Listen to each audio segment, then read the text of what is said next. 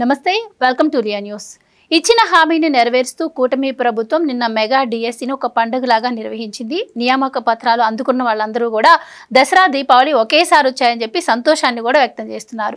మరి దీనిపై వైసీపీ నుంచి పేర్ని నాని ప్రెస్ మీట్ పెట్టారు. మా హయాంలో మేము 1,00,000 ఉద్యోగాల పైగా సచివాలయ ఉద్యోగాలు ఇచ్చామని, కానీ ఏనాడు ఇలాంటి హడావుడి చేయలేదు అంటున్నారు. అలాగే ఆర్టీసీలో కూడా కొన్ని ఉద్యోగాలు ఇచ్చామని ఆయన చెప్తున్నారు. మరి ఆయన చెప్తున్నటువంటి మాటల్లో వాస్తవం ఎంత, మరి మెగా డిఎస్సిపై ప్రజల అభిప్రాయం ఏ విధంగా ఉంది అన్న విషయాలు తెలుసుకుందాం. మనతో పాటు ఉన్నారు ప్రముఖ ఆర్థిక, రాజకీయ, సామాజిక విశ్లేషకులు రాజేష్ అప్పసాని గారు. నమస్కారం అండి. నమస్కారం సార్, నిన్న మెగా డిఎస్సి కార్యక్రమం ఎంత ఘనంగా జరిగిందో మనం అందరం చూసాం. దీంతో పాటు లోకేష్ గారు ప్రతి ఇయర్ కూడా మెగా డిఎస్సి నిర్వహిస్తానన్నారు. అది ఇంకా పెద్ద గొప్ప విషయం అని చెప్పాలి.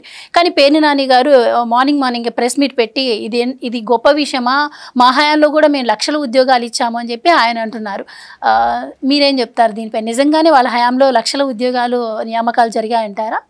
అంటే ఒక డిఎస్సి ప్రక్రియ ద్వారా ఉపాధ్యాయ నియామకాలు జరిగిన తర్వాత ఆ నియామక ప్రక్రియ మా హయాంలో పూర్తయింది, మేము దాన్ని ప్రారంభించాము, ఆ ప్రక్రియ పూర్తి చేశాము, కొన్ని వేల మందికి ఉద్యోగ కల్పన చేశాము అని చెప్పని ప్రభుత్వం దాని క్రెడిట్ తీసుకునే ప్రయత్నం చేయడానికి ఒక కారణం ఉంది. ఎలా అంటే 2014-19 మధ్యకాలంలో కూడా నాడు చంద్రబాబు నాయుడు గారు విభజిత రాష్ట్ర తొలి ముఖ్యమంత్రిగా ఆ టెన్నుర్లో ఆయన 2 డిఎస్సి నోటిఫికేషన్ ద్వారా సుమారుగా 19,000 ఉపాధ్యాయ నియామకాలు పూర్తి చేశారు 2 నోటిఫికేషన్ ద్వారా. అలా పూర్తి చేసిన తర్వాత జగన్మోహన్ రెడ్డి గారు ఎన్నికల సందర్భంలో 39,000 ఖాళీలు ఉంటే చంద్రబాబు నాయుడు కేవలం 19,000 ఖాళీలే భర్తీ చేశాడు. ఇంకా 20,000 ఖాళీలు అలాగే ఉండిపోయాయి. ఇవి కాకుండా ప్రతి సంవత్సరం రిటైర్ అవ్వటం ద్వారా వచ్చే ఖాళీలు అదనంగా ఉంటాయి. మీరు ఒక ఛాన్స్ ఇచ్చి నాకు అధికారం కట్టబెట్టండి, నేను ఒక మెగా డిఎస్సి కండక్ట్ చేయడం ద్వారా ఇప్పటి వరకు ఉన్న అన్ని ఖాళీలు భర్తీ చేస్తూ ప్రతి సంవత్సరం ఒక స్టిపులేటెడ్ టైంలో ఒక జాబ్ క్యాలెండర్ మెయింటైన్ చేస్తూ ఏ సంవత్సరానికి ఆ సంవత్సరం కూడా ఖాళీలన్నీ భర్తీ చేస్తానని చెప్పారు. యూనివర్సిటీలు, కాలేజీల చుట్టూ తిరిగి 2,32,000 ప్రభుత్వ ఉద్యోగాలు ఖాళీలు ఉన్నాయి, అవన్నీ భర్తీ చేస్తానని చెప్పాడు. అలాగే నాకు గనక మెజార్టీ ఎంపీ సీట్లు ఇస్తే నేను కేంద్రంలో అధికారంలో ఎవరున్నా వాళ్ళ మెడలోంచి ప్రత్యేక హోదా సాధించి తీసుకొస్తా, తద్వారా ప్రత్యేక హోదా ద్వారా ఇచ్చే వెసులుబాట్ల వల్ల ప్రపంచవ్యాప్తంగా ఉన్న పెట్టుబడిదారులందరినీ ఆంధ్ర ప్రాంతానికి ఆకర్షించడానికి వీలవుద్ది, లక్షలాది ప్రభుత్వ ఉద్యోగాలు, ప్రైవేట్ ఉద్యోగాలు కల్పనకు ఆస్కారం ఉంటుంది, 13 జిల్లాలని 13 హైదరాబాద్కి అభివృద్ధి చేయడానికి వీలవుద్ది, వలసలు లేని ఉపాధి కల్పిస్తానన్నాడు. డెఫినెట్గా చదువుకున్న యువత, ఉద్యోగార్థులు ఇటువంటి వాగ్దానాల పట్ల ఆకర్షితులు అవుతారు. జగన్మోహన్ రెడ్డి గారు యూనివర్సిటీలు, కాలేజీల చుట్టూ తిరిగి యోబేరి అని చెప్పని సదస్సులు ఏర్పాటు చేశాడు. ఆ సదస్సులు ఏర్పాటు చేసి ప్రత్యేక హోదా ఆవశ్యకత గురించి, చంద్రబాబు నాయుడు కేంద్రం దగ్గర సాగిలపడి ప్రత్యేక హోదాను తాకట్టు పెట్టాడు, ప్రత్యేక హోదా ముగిసిన అధ్యాయం అంటున్నాడు. ప్రత్యేక హోదా ముగిసిన అధ్యాయం కాదు, నాకు మీరు మెజార్టీ ఎంపీ స్థానాలు ఇస్తే నేను ప్రత్యేక హోదా సాధిస్తా అని చెప్పని యువతలో ఆశలు చిగురించేలా చేశాడు. ఆ ప్రసంగాలతో ఆకర్షితులైన యువత జగన్మోహన్ రెడ్డి గారి వెనక ర్యాలీ అయ్యారు, ఆయనకి ఓట్లేశారు. యువతతో పాటు వారి కుటుంబ సభ్యుల్ని, వారి బంధుమిత్రులను కూడా వాళ్ళు ఇన్ఫ్లుయెన్స్ చేయగలిగారు. జగన్మోహన్ రెడ్డి గారు కోరుకున్న అధికారం కట్టబెట్టారు. మరి 5 సంవత్సరాల జగన్మోహన్ రెడ్డి గారి పాలనా హయాంలో ఆయన చెప్పిన 2,32,000 ప్రభుత్వ ఉద్యోగాల భర్తీ గురించి మాట్లాడుకుంటే మొత్తం కలుపుకున్న పోలీసు కానిస్టేబుల్ ప్రక్రియ ఇప్పటికి ఇంకా పూర్తి కాల. అప్పుడు ఆయన మొదలుపెట్టింది 6,500 కానిస్టేబుల్ నియామక ప్రక్రియ. ఇప్పుడు మొన్న రాత పరీక్షలు పూర్తయినాయి ఈ ప్రభుత్వం వచ్చిన తర్వాత. వాటితో కూడా కలుపుకొని కేవలం 16,500 నియామకాల కోసం ఆయన నోటిఫికేషన్ విడుదల చేశారు. ఇక డిఎస్సి గురించి అయితే ఎంత తక్కువ మాట్లాడుకుంటే అంత మంచిది. మెగా డిఎస్సి అని చెప్పని వాగ్దానం చేసిన జగన్మోహన్ రెడ్డి గారు 5 సంవత్సరాల టెన్యూర్లో not even a single DSC 2024 ఫిబ్రవరి నెలలో 6,000 టీచర్ నియామకాల ప్రక్రియ కోసం చెప్పని ఒక డిఎస్సి నోటిఫికేషన్ విడుదల చేశారు. ఆ డిఎస్సి ప్రక్రియ బిగిన్ అయ్యేటప్పటికి కోడ్ ఆఫ్ కండక్ట్ అమల్లోకి వచ్చింది. వన్స్ కోడ్ ఆఫ్ కండక్ట్ అమల్లోకి వచ్చేటప్పటికి ఆ నియామక ప్రక్రియ రద్దయిపోయింది. అంటే ప్రతి సంవత్సరం డిఎస్సి కండక్ట్ చేస్తానని, మెగా డిఎస్సి కండక్ట్ చేయడం ద్వారా ఉన్న ఖాళీలు మొత్తాన్ని భర్తీ చేస్తానని చెప్పిన జగన్మోహన్ రెడ్డి గారు 5 సంవత్సరాల టెన్యూర్లో ఒక్క డిఎస్సి కూడా అమలు చేయలే. ఈ నేపథ్యంలోనే అంటే 2018లో చంద్రబాబు నాయుడు గారు ప్రభుత్వం ఇచ్చిన డిఎస్సి 2018 నుంచి 2024 ఈయన టెన్యూర్ దిగిపోయినప్పటికీ 6 సంవత్సరాల పాటు ఈ 6 ఏళ్ళు కూడా మరి ఆ ఉద్యోగార్థులు ఏటా కొత్తగా బీఈడీ పూర్తి చేసుకొని బయటకు వచ్చే వాళ్ళు యాడ్ అవుతూ ఉంటారు కదా.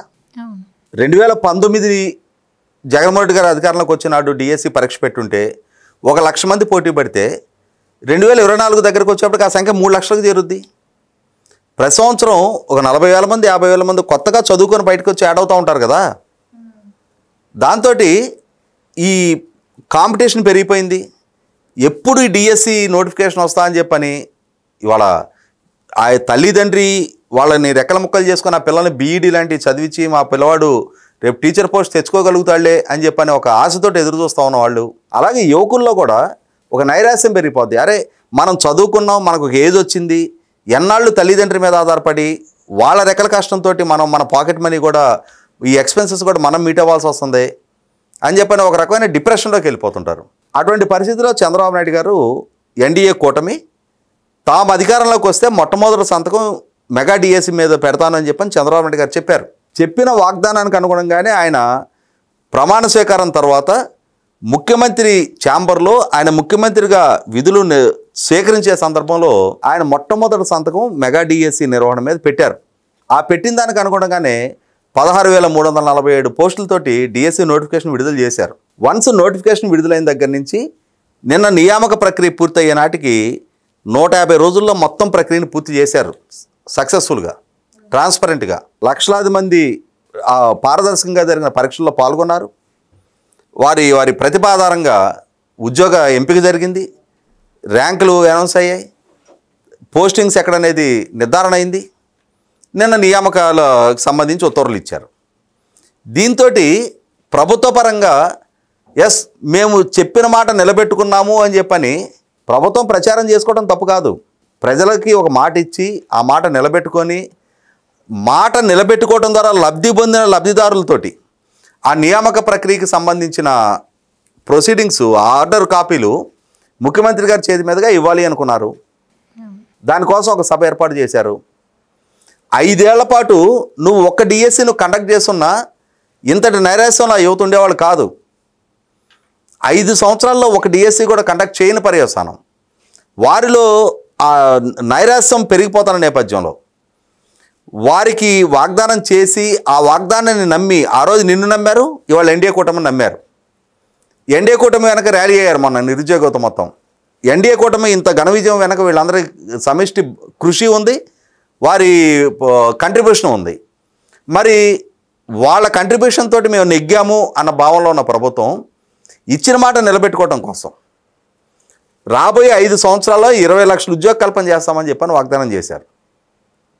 దానికి అనుగుణంగా మేము ఈ ప్రణాళికలు రచిస్తూ ఉన్నాం. నిన్న అక్కడ కొత్తగా ఉపాధ్యాయ నియామక పత్రాలు అందుకుంటున్న యువత ప్రభుత్వాన్ని అంటే ముఖ్యమంత్రి గారిని అక్కడ ఉన్న ఐటీ అండ్ హెచ్ఆర్టీ మినిస్టర్ గారిని కొన్ని ప్రశ్నలు కూడా సంధించే అవకాశం కల్పించారు. ఆ కల్పించినప్పుడు సూటిగా ఒక కొత్తగా ఉపాధ్యాయుడిగా నియామక పత్రం అందుకుంటున్న ఒక యువకుడు అడిగాడు, సార్ మీరు రాబోయే 5 ఏళ్లలో 20 లక్షల ఉద్యోగ కల్పన చేస్తాను అంటున్నారు, దానికి మీ రోడ్ మ్యాప్ ఏంటి అని అడిగారు. మరి అన్ని వేల మంది వాళ్ళందరూ కాబోతున్న ఉపాధ్యాయులు, చదువుకున్న వాళ్ళు, భవిష్యత్తు తరాన్ని తీర్చిదిద్దగలిగే పరిజ్ఞానం ఉన్నవాళ్ళు. అక్కడేదో రాజకీయ ప్రసంగాలు చేసి కల్లిబుల్లి కబుర్లు చెప్తే నడవదు. మరి ఎందుకంటే ఒక్కొక్క ఉపాధ్యాయుడు కొన్ని వందల మందిని రిప్రజెంట్ చేస్తూ ఉంటారు రేపు రోజున సమాజంలో. వాళ్ళకి ట్రాన్స్పరెంట్గా తామేం చేయగలమో చెప్పగలగాలి. మరి సూటిగా స్పష్టంగా వాళ్ళ కళ్ళలోకి చూస్తా హెచ్ఆర్టీ మినిస్టర్ నారా లోకేష్ గారు చెప్పగలిగారు, మా రూట్ ప్లాన్ ఇది, మేము ఇప్పటికి ఇన్ని లక్షల కోట్ల రూపాయల పారిశ్రామిక ఒప్పందాలు చేసుకున్నాం, భవిష్యత్తులో మరింత పారిశ్రామికీకరణ దిశగా ప్రయత్నాలు చేస్తాం, ఇప్పటికి ఇన్ని లక్షల ఉద్యోగ కల్పన దిశగా మా అడుగులు పడ్డాయి. మరి పని చేసున్నప్పుడు వీళ్ళు పని చేయగలరు అని చెప్పని ప్రజలు నమ్మి వీళ్ళకి అధికారం కట్టబెట్టినప్పుడు మీరు మా మీద నిలిపిన నమ్మకాన్ని మేము మరింతగా నిలబెట్టుకుంటూ మేము ఈ విధమైన విజయాలు సాధిస్తున్నామని చెప్పని ప్రజలకు చెప్పడానికి తప్పటాల్సిన నెస్టీ లేదు. ఎందుకంటే ఇక్కడ జగన్మోహన్ రెడ్డి గారు నేను 2,60,000 మందికి వాలంటీర్లుగా నియామకం కల్పించాను, నాకు నా పార్టీ తరపున నియమించిన గృహ సారథులు అలాగే ఈ వాలంటీర్లు కలుపుకొని 10 లక్షల సైన్యం ఉంది అని చెప్పని చెప్పుకున్నాడు ఆయన. వాళ్ళకి ప్రజలు కట్టిన పన్ను నుంచి జీతం చెల్లిస్తా వాళ్ళని తన పార్టీ ప్రచారానికి ఉపయోగపడే సారథులుగా పరిచయం చేసుకున్నాడు. వాళ్ళతో సిద్ధం అని చెప్పని సభలు ఏర్పాటు చేసి స్లీవ్స్ మడిసి యుద్ధానికి సిద్ధమా అని చెప్పని బేరాలు పోయాడు. వాళ్ళని రాజకీయంగా వాడుకుంది ఎక్కడ? మీ పార్టీ సమావేశాలకి, మీ ఎన్నికల ప్రచారాలకి, మీ నాయకుల పర్యటనలకి వాళ్ళని వెట్టి కార్మికులుగా వాడుకున్నారు. ప్రజలు కట్టిన పన్ను నుంచి వాళ్ళకు 5,000 రూపాయలు నెలకు జీతం ఇస్తా, 200 రూపాయలు మీ సాక్షి పత్రిక సబ్స్క్రిప్షన్ కోసం వాళ్ళకి ప్రభుత్వం నుంచి డబ్బు చెల్లిస్తా, మీ సాక్షి పత్రిక సర్క్యులేషన్ పెంచుకున్నారు. వాళ్ళని మీ పార్టీకి అనధికార సేవకులుగా వాడుకున్నారు. ఇవాళ పేరుని నానికో ఇంకొకరికో ప్రభుత్వాన్ని విమర్శించే నైతికత ఎక్కడుంది? మీ హయాంలో ఉపాధ్యాయ నియామకాలు చేస్తాను అని చెప్పని వంచారు. మీకు ఆ సభ పెట్టుకునే అర్హత లేదు. అలాగే ఇవాళ 1,30,000 సచివాలయ ఉద్యోగ కల్పన చేశామంటున్నారు. ఎస్, సచివాలయ ఉద్యోగ కల్పన చేశారు. ఎప్పుడు ఏ సందర్భంలో మీరు క్లెయిమ్ చేసుకోకుండా ఉన్నారు? మీరు సచివాలయ ఉద్యోగ కల్పన కూడా ఏ విధంగా చేశారు? 2019 అక్టోబర్ 2వ తారీఖు రోజు గ్రామ సచివాలయ వ్యవస్థ అందుబాటులోకి వచ్చింది. ఆ రోజు నెలకు 15,000 రూపాయల జీతం మీద 2 సంవత్సరాల ప్రొబేషన్ పీరియడ్ మీద వాళ్ళని తీసుకున్నారు. మీరు ఈ 2 సంవత్సరాల ప్రొబేషన్ పీరియడ్ పూర్తి అయిపోయిన తర్వాత వాళ్ళకి PRC వర్తింపజేస్తామని చెప్పారు. మీరు 2021 అక్టోబర్ 2వ తారీఖు ప్రొబేషన్ పీరియడ్ పూర్తి అయిపోయింది. వాళ్ళని ప్రొబేషన్ పీరియడ్లో ఉండగానే వాళ్ళ కుటుంబాలకు సంబంధించిన అన్ని సంక్షేమ పథకాలు మీరు రద్దు చేశారు. ఆ కుటుంబంలో ఎవరికైనా ఓల్డేజ్ పెన్షన్ ఉంటే అది దక్కలేదు. ఆ కుటుంబంలో ఈ ప్రొబేషన్ ఉద్యోగి తమ్ముడో చెల్లో స్కూల్లో చదువుకుంటుంటే వాళ్ళకి అమ్మఒడి వర్తించలేదు. అంటే అన్ని సంక్షేమ పథకాలకి ఆ కుటుంబాలను అనర్హులుగా ప్రకటించారు. 15,000 రూపాయలు అంటే నెలకి సంవత్సరానికి 1,80,000 రూపాయల ఆదాయాన్ని చూపిస్తూ అంటే ఈ 1,80,000 ఆదాయం వీళ్ళకి వస్తుంది కాబట్టి వీళ్ళు సంక్షేమ పథకాలకు అనర్హులు అన్నారు. మరి 2021 అక్టోబర్ 2కి ప్రొబేషన్ పీరియడ్ పూర్తయిపోయింది. మీరు వాళ్ళని పూర్తి స్థాయి ఉద్యోగులుగా ఎప్పుడు పరిగణించారు? 2021 అక్టోబర్ 2 నుంచి వాళ్ళకి పూర్తి స్థాయి జీతం ఇచ్చారా? పోనీ 2022 జనవరిలో మిగిలిన ప్రభుత్వ ఉద్యోగులకి PRC వర్తింపజేసినప్పుడైనా సరే వీళ్ళకి మీరు ఆ వెసులుబాటు కల్పించారా? 2022 జూన్ ఆఖరు నాటికి అప్పుడు మళ్ళీ APPSC ద్వారా రెగ్యులరైజేషన్ కోసం మళ్ళీ పరీక్షలు పెట్టి వాళ్ళని ఇంటర్మీడియట్ క్వాలిఫికేషన్ మీద గ్రూప్ 5 ఉద్యోగులుగా మీరు జిల్లా సెలక్షన్ కమిటీల ద్వారా నియామకం చేసుకున్నారు. డిస్ట్రిక్ట్ సెలక్షన్ కమిటీల ద్వారా నియామకాలు అయిన వాళ్ళని APPSC ద్వారా రెగ్యులరైజేషన్ కోసం పరీక్షలు పెట్టారు. ఆ పరీక్షలు పెట్టి ఇందులో సగం మంది కూడా క్వాలిఫై కాలేదు అని చెప్పని, మిగిలిన వాళ్ళు డిస్క్వాలిఫై అయ్యారు అని చెప్పని ఉద్యోగ నియామకాల కోసం పరీక్ష పెట్టారంటే అర్థం ఉంది. ఉద్యోగ నియామకాల ప్రక్రియ పూర్తి చేసి వాళ్ళకి అపాయింట్మెంట్ ఆర్డర్లు ఇచ్చి 2.5 సంవత్సరాల పాటు వాళ్ళతో పని చేయించుకొని 2 సంవత్సరాల 9 నెలలు పని చేయించుకొని అప్పుడు మీరు క్వాలిఫికేషన్ ఎగ్జామ్లో ఫెయిల్ అయ్యారు అని అంటే వాళ్ళ భవిష్యత్తు ఏంటి? వాళ్ళ భవిష్యత్తు అగమగోచరంగా మార్చింది ఎవరు? అంతిమంగా మళ్ళీ పరీక్షల నిర్వహణ ద్వారా రెగ్యులరైజేషన్ ప్రక్రియ చేశారు. మీరు వాళ్ళని అటు జూనియర్ అసిస్టెంట్ కేటగిరీకి ఇటు అటెండర్ కేటగిరీకి కాకుండా గ్రేడ్ 5 సెక్రటరీస్గా వాళ్ళని మీరు అపాయింట్ చేశారు. ఆ అపాయింట్ చేసే క్రమంలో కూడా అసంబద్ధమైన నిర్ణయాలు. ఫర్ ఎగ్జాంపుల్, ఇప్పుడు మా ఊరిలో PHC ఉంది. మా ఊరు PHC కింద మా ఊరు కాక చుట్టూ 7 గ్రామాలకు సర్వీస్ అంతా ఉంటుంది. ANMలు ఉన్నారు, క్వాలిఫైడ్ డాక్టర్ ఉంటాడు, స్టాఫ్ నర్స్ ఉంటుంది, ఫార్మాసిస్ట్ ఉంటారు, ఆశా వర్కర్లు ఉంటారు. మా ఊర్లో సచివాలయంలో ఇంకొక ANM ఎందుకు? ఊర్లోనే PHC ఉంది కదా, ఇంకొక ANM అవసరం ఏముంది? అంటే ఇటువంటి అసంబద్ధ అపాయింట్మెంట్ ప్రక్రియ. ఆల్రెడీ PHC ఉన్నప్పుడు ఇంకొక ANM సచివాలయం ద్వారా ఏం అవసరం? వచ్చేవాళ్ళు PHCకి వస్తారు. ఈ సచివాలయంలో ANM తోటి ఏమవసరం? PHC లేని దగ్గర, వైద్య సేవలు అందుబాటులో లేని దగ్గర మీరు సచివాలయం ద్వారా ANMని అపాయింట్ చేశారంటే అర్థం ఉంది. ఇటువంటి అసంబద్ధ నిర్ణయాలు మీరు చేశారు. ఇవాళ మీ అసంబద్ధ నిర్ణయాలని ఇవాళ రేషనలైజేషన్ పేరిట ఈ స్టాఫ్ని ప్రాపర్గా యూటిలైజ్ చేసుకునే ప్రక్రియ ఈ ప్రభుత్వం కొనసాగిస్తూ ఉంది. అంటే ఎక్కడ ఎంతమంది సిబ్బంది అవసరం, అదనంగా ఉన్న సిబ్బందిని ఏ శాఖలకు బదిలీ చేయాలి అని. ఎన్నికలకు ముందు కూడా ఈ ప్రభుత్వం NDA కూటమి ప్రభుత్వం అధికారంలోకి వస్తే వీళ్ళందరూ ఉద్యోగాల నుంచి పీకేస్తారని చెప్పని ప్రచారం చేశారు. కానీ వాళ్ళని పీకలేదే, వాళ్ళని ప్రభుత్వ ఉద్యోగులుగానే పరిగణిస్తూనే ఉన్నారే. కాబట్టి ఆ ఉద్యోగాల మాటన చాలా రాజకీయం మీరు చేశారు, చాలా ప్రచారం మీరు చేసుకున్నారు పేరు నాని గారు. వాళ్ళ నియామక ప్రక్రియ నుంచి చాలా సందర్భాల్లో వాళ్ళని వెనుపోటు పొడుస్తూ వచ్చారు. ఇంకా మీకు సంబరాలు చేసుకునే నైతికత మీకు ఎక్కడ ఉంది? నిజంగానే మీరు 2021 అక్టోబర్ 2 వాళ్ళని రెగ్యులరైజ్ చేసేసి వాళ్ళకి పూర్తి స్థాయి PRC వర్తింపజేసి ఉంటే వాళ్ళ దగ్గరికి వెళ్ళి కాలు రెగరేసుకొని క్లెయిమ్ చేసుకునే హక్కు మీకు ఉండేది. వాళ్ళని వంచిన పర్యవసానం వాళ్ళలో పెరుగుతున్న ఆగ్రహావేశాల పర్యవసానం వాళ్ళ దగ్గరికి వెళ్ళి క్లెయిమ్ చేసుకునే అర్హతను మీరు పోగొట్టుకున్నారు. Thank you. నమస్కారం. Please subscribe to Leo News for more videos.